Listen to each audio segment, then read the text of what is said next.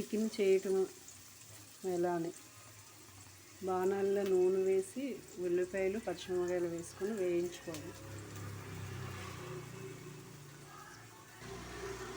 కొద్దిగా కరివేపాకు వేసుకొని కలుపు పెట్టాలి. కొద్దిగా ఉప్పు ఉల్లిపాయలు వేయించుకుంటే బాగుంటుంది, సగ్గుతుంది బాగా టేస్టీగా. తర్వాత చికెన్ క్లీన్ చేసుకోవాలి. క్లీన్ చేసుకున్న చికెన్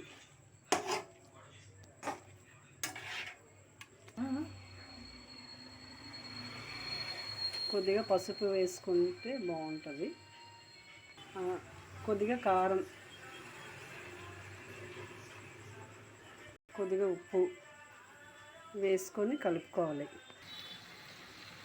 ఇంట్లో తయారు చేసుకొని ముందుగా ఉన్న అల్లం వెల్లుల్లి పేస్ట్ వేసుకోవాలి.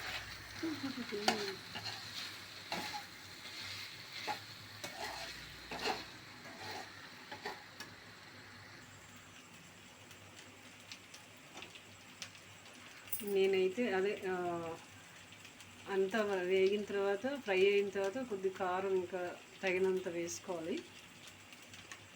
కొద్దిగా ఆయిల్ వేసుకోవాలి. వేసుకుంటే రెడ్నెస్ వస్తుంది.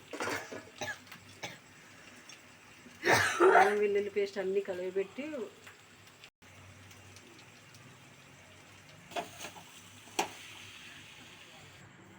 అల్లం వెల్లుల్లి పేస్ట్ వేసుకున్న తర్వాత సగ్గిన తర్వాత కొద్దిగా కారం నూనె వేసుకున్న తర్వాత సగ్గిన తర్వాత రెడ్నెస్ వస్తుంది.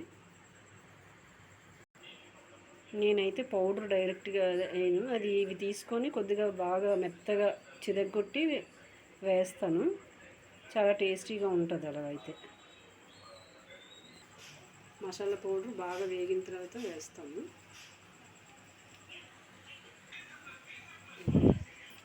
కరివేపాకు కూడా వేసుకుంటే బాగుంటుంది. కొద్దిగా తగినన్ని నీళ్ళు ఉడకనందుకు వాటర్ పోసుకోవాలి. తగినంత నీళ్ళు పోసుకొని ప్లేట్ పెట్టుకొని మూత పెట్టుకుంటే ఉడికిపోతుంది. మూత పెట్టుకోవాలి. మూత పెట్టుకున్న తర్వాత ఒక 5 minutes అయిన తర్వాత మూత తీసుకుంటే ఉడికిపోయింది. అయిపోయిన తర్వాత కొద్దిగా కొత్తిమీర ఉంటే చాలా టేస్టీగా ఉంటుంది. బట్ నా ఇక్కడ లేదు. మనకి ఇంకా అన్నంలోకి టేస్టీ రెడీ, చికెన్ రెడీ అయిపోయింది.